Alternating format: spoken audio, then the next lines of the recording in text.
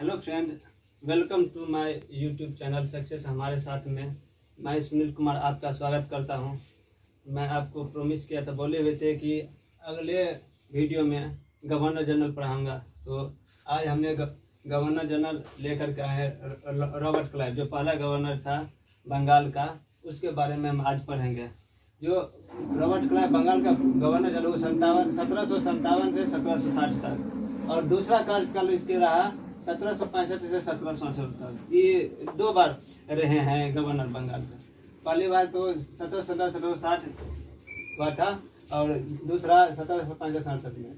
जो 1765 में आए थे उसमें बक्सर का युद्ध हुआ था और वो आए बंगाल का गवर्नर बन के। उस समय में वो क्या कहते हैं, संधि करने के लिए आए, डायरेक्ट संधि करने के लिए आए और संधि किए। जो क्या कहते हैं, अवध के नवाब से, शाह आलम द्वितीय से जो युद्ध हुआ था उसमें, तो उसका जो प्रावधान था, प्रमुख प्रावधान था अवध से संधि का, वो ये था। युद्ध क्षतिपूर्ति के लिए नवाब ने 50 लाख रुपये कंपनी को दिया। युद्ध में जो क्षतिपूर्ति हुआ था इसके लिए नवाब ने 50 लाख रुपये कंपनी को दिया। जो क्षति हुआ था, उसको घाटा हुआ था, कितना मरा हुआ था, यानी कि अर्थ की जो क्षति हुई थी उसको युद्ध में। इलाहाबाद और कारा के जिले मुगल शासक शाह आलम द्वितीय को दिया गया। इलाहाबाद और कारा के जो जिले थे वो मुगल शासक शाह आलम द्वितीय को दिए। बनारस के जागीरदार बलवंत सिंह को उसकी जागीरदार सौंप दी गई।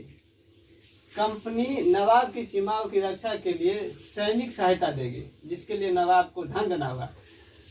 कोई बाहरी युद्ध करेगा नवाब के अतिशासन में, तो बाहरी जो आक्रमण होगा उसके लिए जो कंपनी है वो सहायता देगा, सैनिक सहायता देगा नवाब को। इसके लिए उसको पैसा देना पड़ेगा नवाब को, कंपनी को, या जो सैनिक सहायता देगा इसके लिए। इसके बाद ये 4 प्रावधान, इसे शाह आलम द्वितीय से संधि के प्रमुख प्रावधान कहते हैं। इससे इलाहाबाद और कारा के जो जिले नवाब ने छोड़ दिए थे, इलाहाबाद और कारा के जिले नवाब ने छोड़ दिए थे, वो शाह आलम द्वितीय को मिले।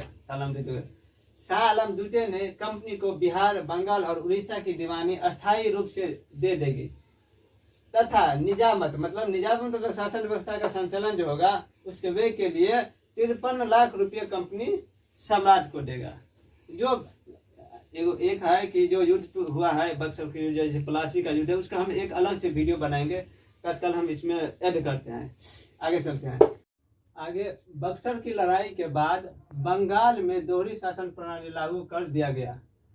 दोहरी शासन प्रणाली का मतलब होता है कि बंगाल में दोहरी शासन प्रणाली का तात्पर्य बंगाल प्रांत में अंग्रेजी कंपनी और बंगाल के नवाब द्वारा शासन संचालन करना। मतलब दोहरी शासन का मतलब होता है एक राज्य में 2 शासकों द्वारा शासन करना। जैसे बंगाल में था, बंगाल में दोहरी क्या कहते हैं, अंग्रेजी कंपनी और वहाँ के जो नवाब थे उसके द्वारा भी शासन का संचालन किया जाता था। कंपनी ने दीवानी कार्य के लिए 2 उपदीवान नियुक्त किए थे, जिसमें बंगाल के लिए मोहम्मद रजा खां और बंगाल के लिए मोहम्मद रजा खां, ठीक सही है। बिहार के लिए राजा सिताब राय को नियुक्त किया गया था उपदीवान के रूप में। जो दोहरी शासन के अंतर्गत समस्त दीवानी और निजामत कानून व्यवस्था का कार्य भारतीयों द्वारा चलता था। जो दीवानी और निजामत कानून व्यवस्था था वो भारतीयों द्वारा चलता था, यद्यपि उत्तरदायी कंपनी का रहता था, चलता था भारतीयों द्वारा, लेकिन जो अंतिम निर्णय लेंगे ना वो कंपनी ही लेंगे, जो उसका निर्णय होगा सो। इसका दोहरी शासन प्रणाली लागू करने का उद्देश्य क्या था? बंगाल की राजनीतिक सत्ता की बागडोर हाथ में लेने पर अंग्रेजी संसद द्वारा कंपनी के कार्य में हस्तक्षेप करने का डर। अब देखो, दोहरी शासन क्यों लिया गया था? क्योंकि उसको डर था कि बंगाल की राजनीतिक सत्ता की बागडोर हाथ में लेने पर अंग्रेजी संसद द्वारा कंपनी के कार्य में हस्तक्षेप कर दे। जो कंपनी कार्य कर रहा है उसमें जो वहाँ का जो मतलब संसद है ब्रिटिश का, वो हस्तक्षेप कर देगा, इसीलिए दोहरी शासन लागू कर दिया। इसका राजनीतिक सत्ता हाथ में लेने से भारतीय शासकों के बीच अंग्रेजी विरोधी गुट बनने का डर। अब राजनीतिक सत्ता हाथ में लेने से भारतीय शासकों के बीच अंग्रेजों के विरोधी गुट बनने का, मान लीजिए अब संसद वहाँ पे क्या निर्णय नहीं होगा, सही होगा या गलत होगा, कहीं गलत हुआ तो यहाँ पे भारतीय लोग विरोध करेंगे ना, तो कंपनी का विरोध होगा तो भाई कंपनी प्रॉब्लम में हो जाएगा ना, वहाँ का जो गवर्नर है ना वो, तो उसके सत्ता हाथ से चला जाएगा। अंग्रेजों के विरुद्ध यूरोपीय कंपनी द्वारा गुट बनने का खतरा और प्रशिक्षित अधिकारियों की कमी। वहाँ पे जो उसमें अधिकारी थे वो ज़्यादा प्रशिक्षित भी नहीं थे, जो उसका कमी था, कोई कैसे चलेगा शासन, इसलिए वहाँ पे ज़्यादा पढ़े लिखे आदमी नहीं थे, इसलिए कम प्रशिक्षित आदमी थे। चलिए आगे चलते हैं। आगे रॉबर्ट क्लाइव ने निजी व्यापारियों पर प्रतिबंध लगा दिया और अधिकारियों को उपहार देने पर भी प्रतिबंध लगा दिया गया। 1765 ईस्वी में कंपनी के कार्यकर्ताओं की एक व्यापार समिति जिसे सोसाइटी ऑफ फॉर ट्रेड, जिसको नमक, सुपारी तथा तंबाकू के व्यापार का अधिकार दे दिया गया। 1725 में जन्म रॉबर्ट क्लाइव का होता है। थोड़ा आगे है ना, कुछ पॉइंट है जो पूछने योग्य है।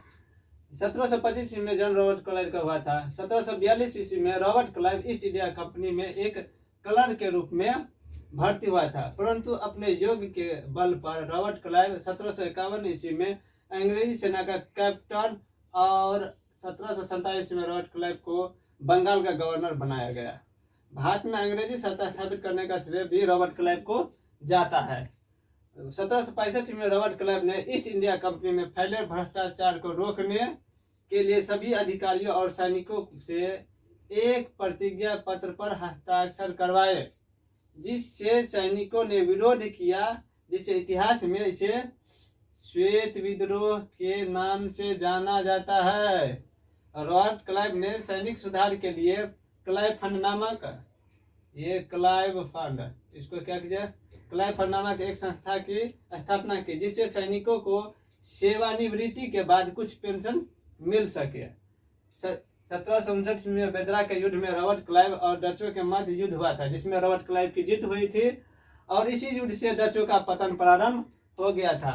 1747 में रॉबर्ट क्लाइव वापस इंग्लैंड चले गए और 2 नवंबर 1774 ईस्वी को आत्महत्या कर लिया। यहाँ पे देखिए 1774, 2 नवंबर 1774 आत्महत्या कर लिया, वो इंग्लैंड चले गए। दोस्तों इसमें जितना भी पूछने लायक क्वेश्चन था मैंने दे दिया है, जो छूट गया है वो बुक अपना स्टडी कीजिएगा, लेकिन लगभग हमने कवर कर दिया है। आपको ये वीडियो अच्छा लगा तो सब्सक्राइब कर दीजिएगा और आगे हम पढ़ेंगे वॉरेन हेस्टिंग्स। जय हिंद।